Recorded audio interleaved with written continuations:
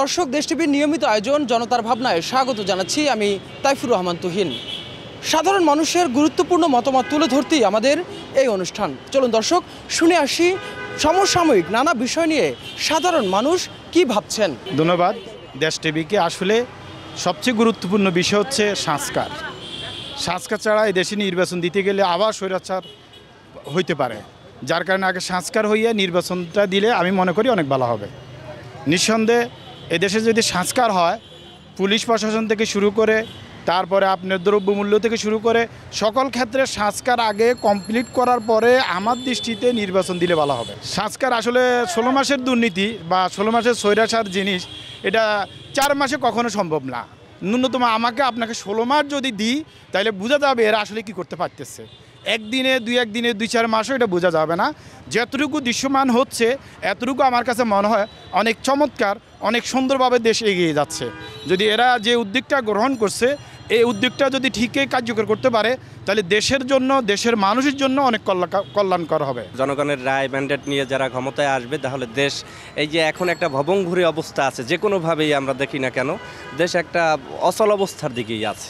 দৃশ্যমান অনেক কিছুই ডেভেলপ হচ্ছে না, সেটা নির্বাচিত সরকারের মাধ্যমেই সংস্কার এবং ভালো একটা দেশের বিরাজমান পরিস্থিতি তৈরি হবে। আমার প্রত্যাশা সংস্কারও হোক, নির্বাচনের দিকেও এই অন্তর্বর্তীকালীন সরকার আগাক, তাহলে দুটাই ভালো হবে। কারণ এদেশের বিচার ব্যবস্থা, এদেশের ভোটের অধিকার, এদেশের এই দ্রব্যমূল্যের যে ঊর্ধ্বগতি, তাতে মানুষের না বিশ্বাস। ঢাকা শহরের যে যানজট, একটা থানায় গিয়ে মানুষ সাধারণত একটা জিডি করতে যে অনিয়মের শিকার হয়, সেটা প্রতিহত করে এই সংস্কার কমিটি যে তৈরি করেছে অন্তর্বর্তীকালীন সরকার, এখানে প্রত্যেকটা উইন্সেই সংস্কার দরকার। সেই সংস্কারটা একটা লিমিটেড টাইমের মধ্যেই থাকা উচিত। বেশি করতে গেলে দেখা গেছে দেশের অর্থনীতি যেভাবে চাকা এখন ভবঘুরে অবস্থায় আছে, সেটা আরও বিলম্বিত হবে। যদি আমার মতো করে বলি, আমরা দীর্ঘদিন টোটাল একটা জেনারেশন আমরা ভোটাধিকার থেকে বঞ্চিত। হ্যাঁ, এটা সত্যি, আমরা অবশ্যই নির্বাচন চাই, তবে সেটা অবশ্যই প্রথম প্রাধান্য পাবে এই বিপ্লবী সরকারের কাছে সংস্কারটা। আর এই সংস্কারটা শুধু উপরে হলেই হবে না, কারণ আমরা যতটুকু দেখে এবং বুঝে আসতেছি সেটা হলো প্রতিটা স্তরে, 2-3টা স্তরে এই সংস্কারটা প্রয়োজন। আমাদের প্রশাসনিক লেভেলে 2-3-4টা এরকম স্তর আছে যেখানে দুর্বৃত্তায়নের আছে আর কি। তো এখানে টোটাল সংস্কারটা যদি কমপ্লিট হয় দেন নির্বাচন। আমরা যতটুকু বুঝতেছি এবং শুনতেছি, প্রত্যেকটা রাজনৈতিক দলই তারাও সংস্কার চায় এবং তারা নির্বাচনও চায়। তা আমি মনে করি সংস্কারটা প্রাধান্য পাওয়া উচিত এই বিপ্লবী সরকারের কাছে। এই সংস্কারটা কমপ্লিট করে দেন নির্বাচন। এই সরকারের পক্ষ থেকে বলা হয়েছে আগামীতে একটি নির্বাচিত সরকার দেখবে এদেশের জনগণ। তাহলে এই স্বল্প সময়ের মধ্যে কি তারা সমস্ত সংস্কার করতে পারবে, আপনার কি মনে হয়? এখন স্বল্প সময় বলতে না, এটা স্বল্প সময় অ্যাকচুয়ালি দীর্ঘদিন যাবৎ যে দুর্বৃত্তায়ন বাংলাদেশে হয়েছে আর কি, এটা অল্প সময় অ্যাকচুয়ালি সম্ভব না। হ্যাঁ, এতটুকু শুনতে পাচ্ছি যে আগামী বছর এরকম একটা ডিক্লারেশন করা হয়েছে। আমি মনে করি হ্যাঁ, যদি সরকার যদি কনফিডেন্স থাকে যে না আগামী বছরের ভিতরে তারা সংস্কার কমপ্লিট করতে পারবে, ওকে দেন আমরাও ওয়েলকাম। নির্বাচনের জন্য আমরাও ভোটাধিকার প্রয়োগ করার জন্য প্রস্তুত। কিন্তু তার মানে এটা না, এটা করতেই হবে, ঠিক আছে। যদি সময় একটু যদি বেশিও লাগে, ঠিক আছে, তাহলে আমি মনে করি সংস্কারটা প্রায়োরিটি পাওয়া উচিত। এই সরকারের যে উদ্যাপনা, এই বিশেষ কিছু নিয়ে যারা কাজ করতেছে তারা যদি উদ্যোগ নেয়, আসলে এই কাজগুলো করা সম্ভব এবং নির্বাচনের মুখী হবে মানুষ।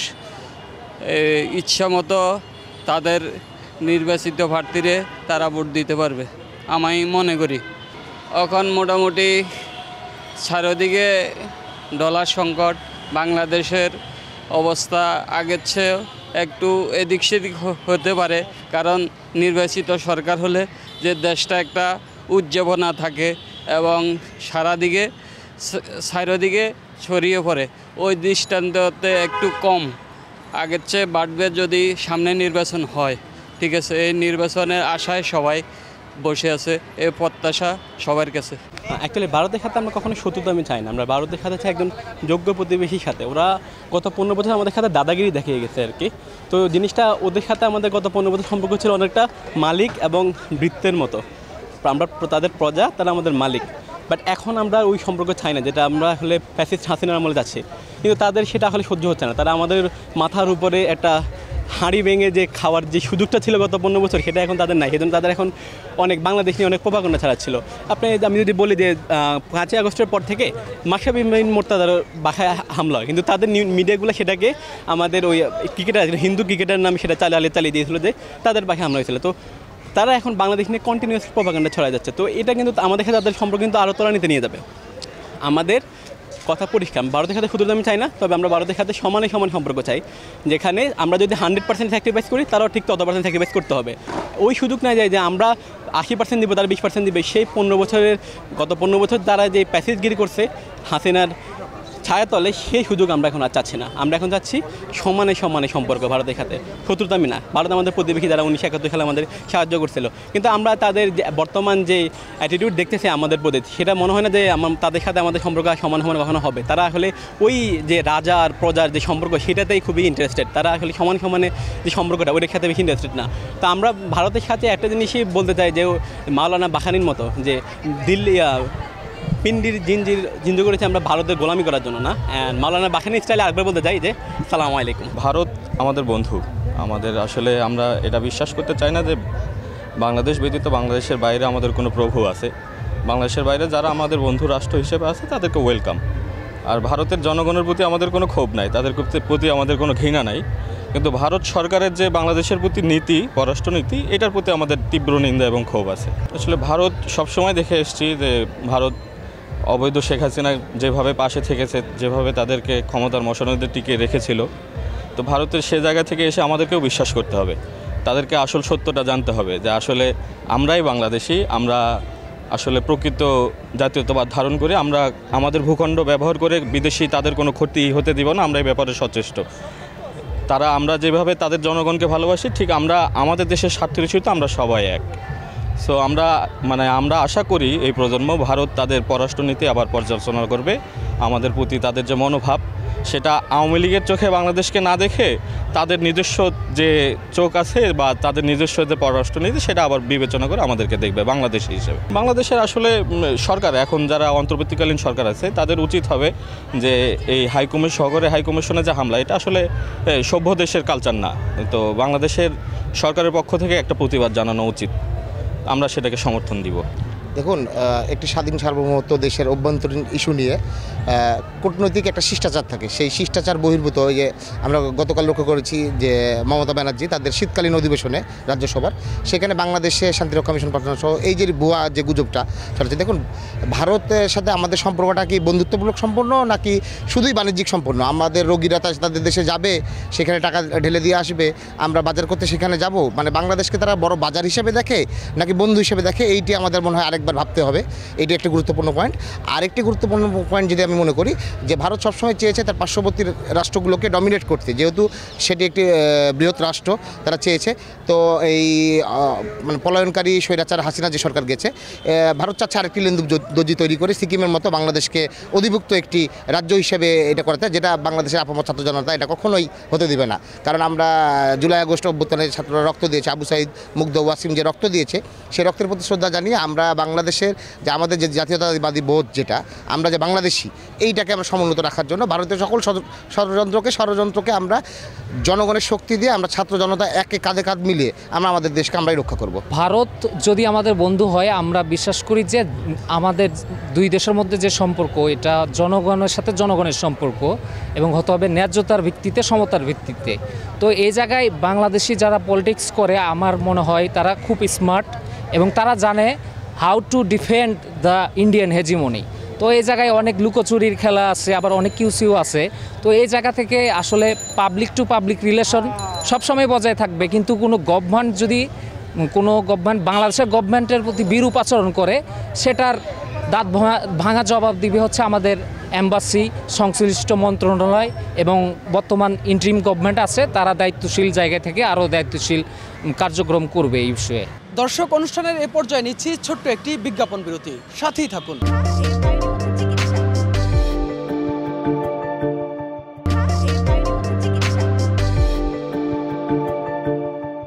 বিরতির পরে আবারও স্বাগত জানাচ্ছি জনতার ভাবনায়। দর্শক, এবারও আমরা জানবো সমসাময়িক বিষয় নিয়ে সাধারণ মানুষ আর কি ভাবছেন। আসসালামু আলাইকুম প্রিয় দেশবাসী, আপনারা ইতিমধ্যে জেনেছেন যে ভারত যে চক্রান্ত একের পর এক চক্রান্ত করে যাচ্ছে, তাদের সন্ত্রাসী বাহিনী দিয়ে বাংলাদেশ ছড়িয়ে দিয়েছে। আজকে আপনারা জানেন এই যে ইসকন যে একটা সন্ত্রাসী সংগঠন, সে 1970 সাল থেকে তারা চক্রান্ত করে যাচ্ছে যে দেশে দেশে তারা দাঙ্গা লেগে মুসলমান নিধন করে হচ্ছে ইসকনের এই সন্ত্রাসী গোষ্ঠীর কাজ। শুধু এই ইসকন নয়, এদের সাথে জড়িত রয়েছে হিন্দু বৌদ্ধ খ্রিস্টান আর্ট ঐক্য জোট, এটাও একটা সন্ত্রাসী সংগঠন। এরা চায় বাংলাদেশের মধ্যে একটা দাঙ্গা লাগিয়ে মুসলিম নিধন করা এবং বাংলাকে ভারতের করে নেওয়া। ইতিমধ্যে তারা বাংলাকে অখণ্ড ভারত রাজ্য হিসেবে তারা ঘোষণা দিতে চায়। তাদের দেশবিরোধী এবং আমাদের সার্বভৌমত্ব নিয়ে অনেক তাদের বক্তব্য রয়েছে, আপনারা দেখবেন মিডিয়াতে আছে, তাদের ডকুমেন্ট আমাদের রয়েছে।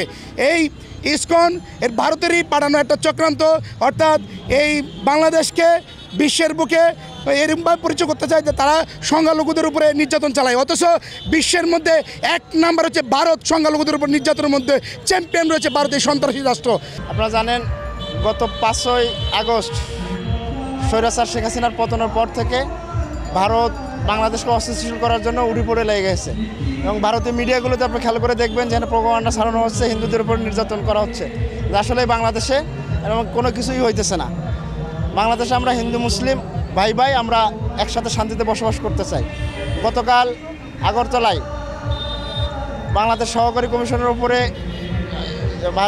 ভারতীয় উগ্রপন্থী হিন্দুরা যে আক্রমণ চালাইছে, সে আক্রমণ চালানোর পর ভারত সরকার দুঃখ প্রকাশ করছে প্রেস রিলিজের মাধ্যমে। কিন্তু আমরা চাই ভারত সরকার বাংলাদেশের জনগণের কাছে দুঃখ প্রকাশ করুক। শেখ হাসিনা তৎকালীন সময় শেখ হাসিনা বলেছিল যে ভারতকে আমরা যা দিয়েছি আজীবন মনে রাখবে। এরা তো আর শেখ হাসিনার বাংলাদেশ না, এটা বাংলাদেশের জনগণের বাংলাদেশ। আমরা বাংলাদেশের মানুষ মনে করে বাংলাদেশের বিষয়ে যে সিদ্ধান্ত বাংলাদেশের জনগণই নেবে এবং ভারত যেটা করতেছে সেটা অবশ্যই অন্যায়।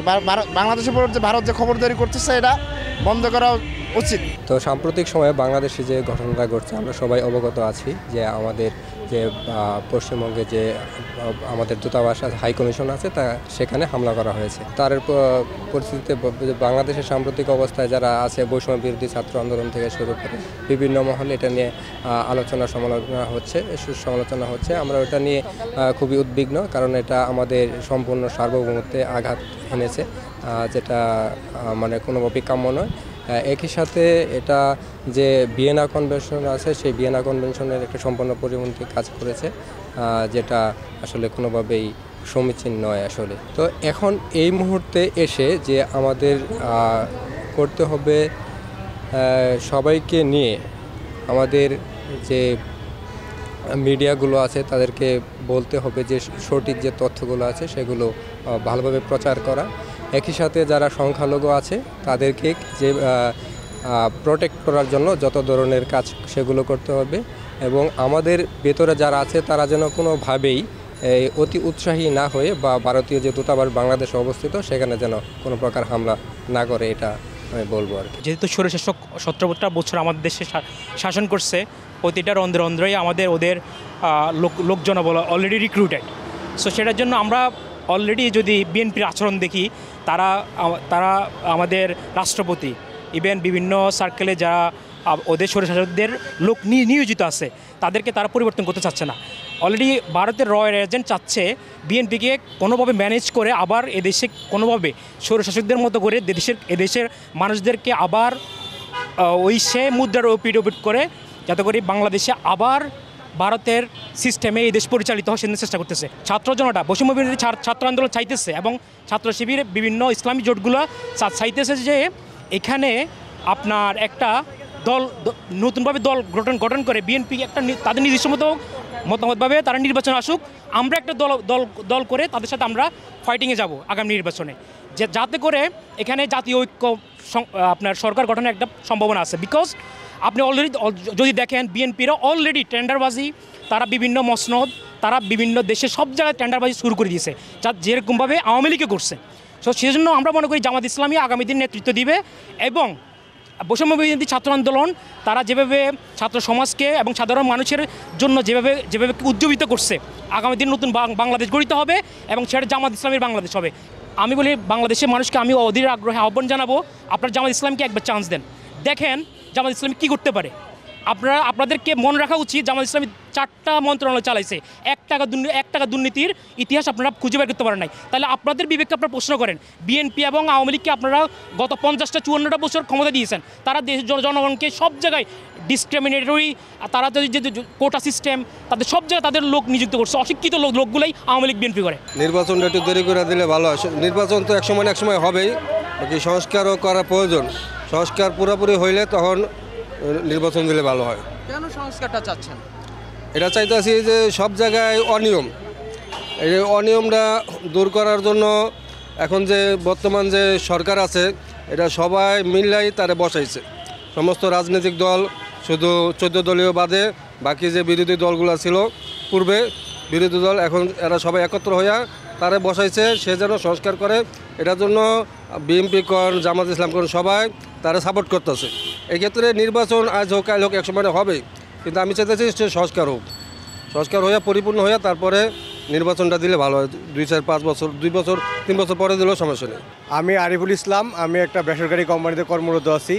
তা আমি সাধারণত একজন কর্মজীবী হিসাবে আমি চাচ্ছি সুষ্ঠু সুন্দর নির্বাচনের জন্য বর্তমান যে উপদেষ্টারা আছেন এবং চিফ অ্যাডভাইজার আছেন তাদের যদি 1 বছর 2 বছর 3 বছর কোনো কথা না, সুষ্ঠু সুন্দর নির্বাচনের জন্য অবশ্যই সংস্কার প্রয়োজন। সংস্কার আগে দেন নির্বাচন, যাতে এরকম অরাজকতা, বিশৃঙ্খলতা, দুর্নীতি বাংলাদেশে আর না হয়। যেমন বর্তমানে বাংলাদেশ ব্যাংকের গভর্নর যে উনি বলছেন যে বাংলাদেশের প্রথমে বলছে উনি যে আমাদের ব্যাংকগুলো দেউলিয়া হয়ে গেছে, উনি আবার টাকা ছাপিয়ে বাংলাদেশে টাকা দিচ্ছে। তো ওনার কথাই কিন্তু আজকে এই অরাজকতা।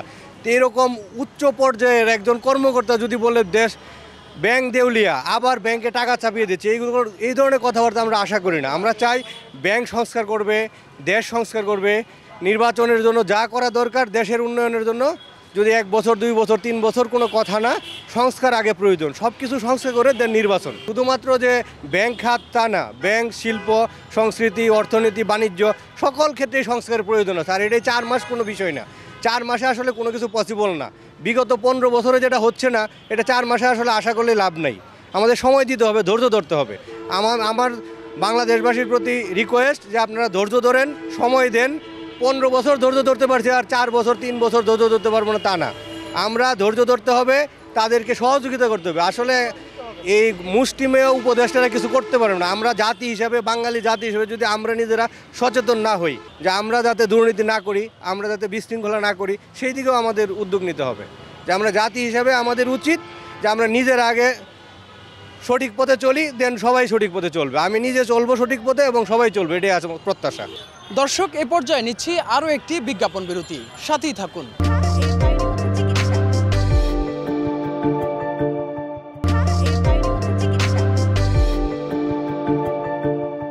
বিরতির পরে আবারও স্বাগত জানাচ্ছি। দর্শক, চলুন শুনে আসি সাধারণ মানুষের আরও কিছু গুরুত্বপূর্ণ ভাবনা। যেহেতু বাংলাদেশ বিনির্মাণ হয়েছে রাজনৈতিক দল দিয়ে বা রাজনৈতিক নেতৃত্বের মাধ্যমে, সেই হিসাবে রাজনৈতিক দল সরকার গঠন করবে, রাজনৈতিক দল দেশ নেতৃত্ব দিবে, এটাই স্বাভাবিক। এখন অন্তর্বর্তীকালীন সরকার ওনারা সময়ের প্রেক্ষাপটে ওনারা ক্ষমতা গ্রহণ করেছে, ঠিক আছে। এখন আমাদের মূল দাবি ছিল রাষ্ট্র সংস্কার বা রাষ্ট্র মেরামত করে একটি অবাধ, সুষ্ঠু, গ্রহণযোগ্য নির্বাচন, যে নির্বাচন জনগণ তাদের প্রতিনিধিত্ব নির্বাচিত করবে ব্যালটের মাধ্যমে। সেই প্রত্যাশা নিয়ে জনগণ তাদের মতামত দিয়েছে এবং ইতিমধ্যে আমরা দেখেছি একজন উপদেষ্টা বলেছে যে রাজনৈতিক সরকার আগামী বছর রাজনৈতিক সরকার আসবে, রাজনৈতিক নেতৃত্বে সরকার গঠিত হবে, সেটাই স্বাভাবিক হওয়া উচিত আমি মনে করছি। বিগত আওয়ামী লীগ সরকারের যে অবস্থা যেরকম দেখছেন, এটা সাধারণ মানুষ জানে, জনগণ জানে তারা কিভাবে আমাদের উপর নির্যাতন এবং করে গেছে। এখন নতুন যারা আসবে তাদের প্রতি আমাদের বিশ্বাস যে তারা ভালো কিছু কাজ করবে, ওই হিসাবে আমরা দেখতেছি। আমার মনে হয় রাষ্ট্র সংস্কারের আগে নির্বাচন প্রতিনিধি আসা উচিত।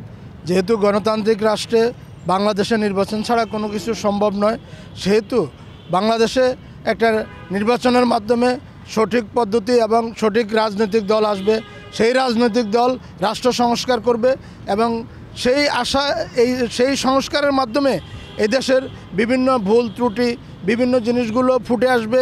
এটাই রাষ্ট্র মেরামতের কাজ এবং এটাই রাজনৈতিক সংগঠনের কাজ হওয়া উচিত। আমার মনে হয় বিগত দিনে যে আওয়ামী লীগ সরকার ছিল তারা যেভাবে ফ্যাসিজম করছে, ফ্যাসিবাদী যে আচরণ করছে, তারা জুলুম নির্যাতন করছে, এগুলো আমরা সবাই অবগত।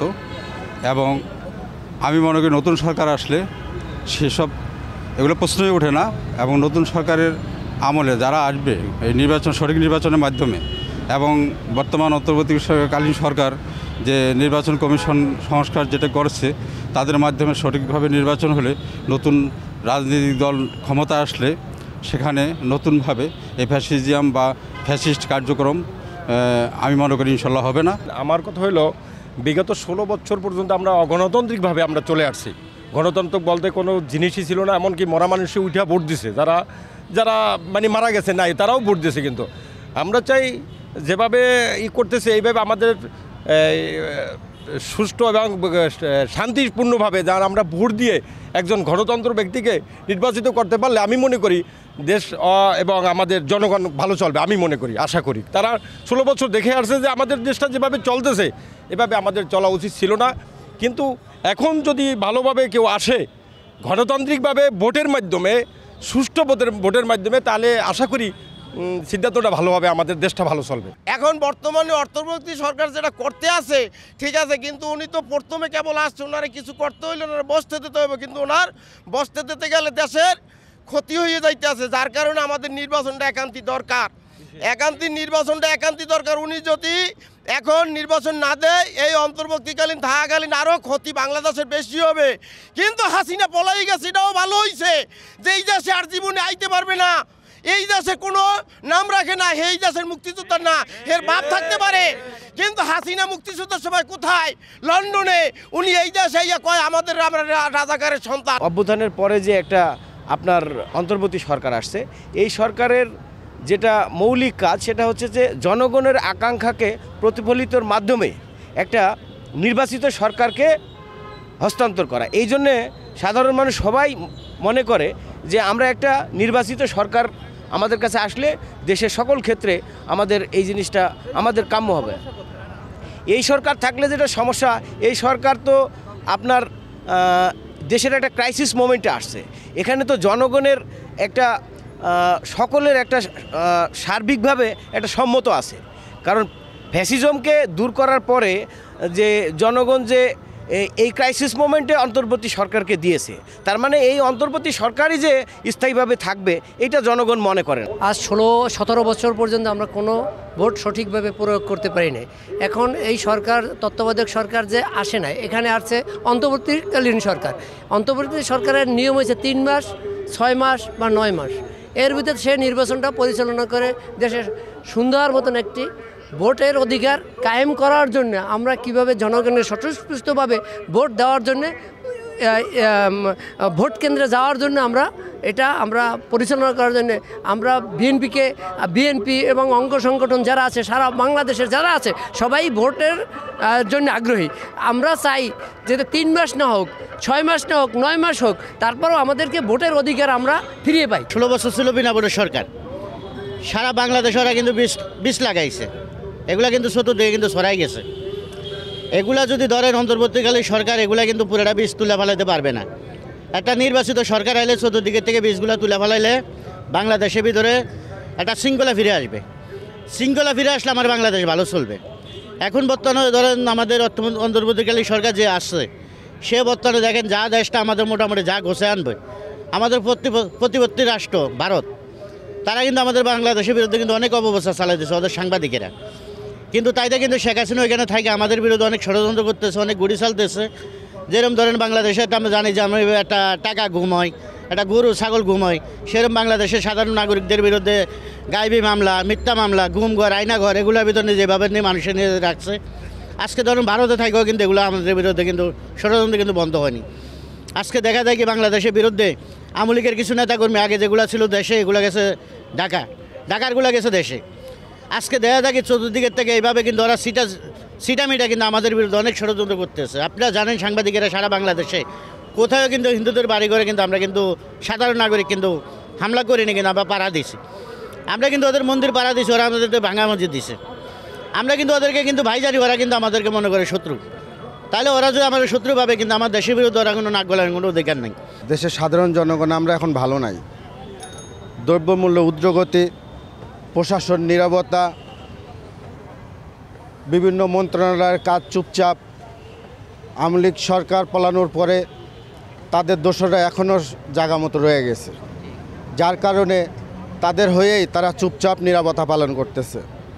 বর্তমান সরকার যদি আমরা দীর্ঘায়িত করি তাহলে আমাদের এই সমস্যা আরও দীর্ঘায়িত হবে। আমি এর থেকে পরিত্রাণ কোনো অবসান বা সুযোগ দেখতেছি না। এর থেকে পরিত্রাণ পাইতে হলে আমাদের অতি শীঘ্রই সেই 71 সালে যুদ্ধ হয়েছে কথা বলার স্বাধীনতা, খাওয়ার স্বাধীনতা, অধিকারের স্বাধীনতা লয়া, 24-এ যুদ্ধ হয়েছে সেই একই অধিকার নিয়ে। এখন সেই অধিকার যদি বাস্তবায়িত করতে হয় অতি শীঘ্রই আমাদের নির্বাচন করা দরকার। তা না হলে আমাদের এই পরিত্রাণ হবে না। আজকে ভারত আমাদের যেভাবে চোখ পাকায়, আমরা একটা স্বাধীন সার্বভৌম দেশ, আমাদের দেশে তারা যেভাবে নাক গলাইতেছে, তারা যেভাবে অধিকার খাটাইতেছে, এটা অনধিকার, এটা কোনো আইনি নেই। আজকে বাংলাদেশে প্রত্যেকটা জেলায় তারা উপকমিশনার করছিল, এটা কোনো দেশে আছে আমার মনে হয়, আমার জানা নেই। এখন বাংলাদেশের সাধারণ আমরা জনগণ যারা আছি আমরা খুবই কষ্টে আছি। নির্বাচন হলে দেশের একটা গার্জিয়ান থাকে, এখন ওরকম গার্জিয়ান নেই। আপনাদের মাধ্যমে, সাংবাদিকের মাধ্যমে আমরা আবেদন করি বাংলাদেশের জনগণের পক্ষ থেকে আমাদের অতি শীঘ্রই একটা নির্বাচনের ব্যবস্থা করা হোক, জনগণের ক্ষমতা জনগণকে দেওয়া হোক। দর্শক, এতক্ষণ সমসাময়িক নানা বিষয় নিয়ে সাধারণ মানুষের ভাবনা শুনলাম। আজ এ পর্যন্তই। আগামীকাল ঠিক একই সময়ে আবারও হাজির হব আমরা। সে পর্যন্ত ভালো থাকুন, সুস্থ থাকুন, দেশ টিভির সাথেই থাকুন।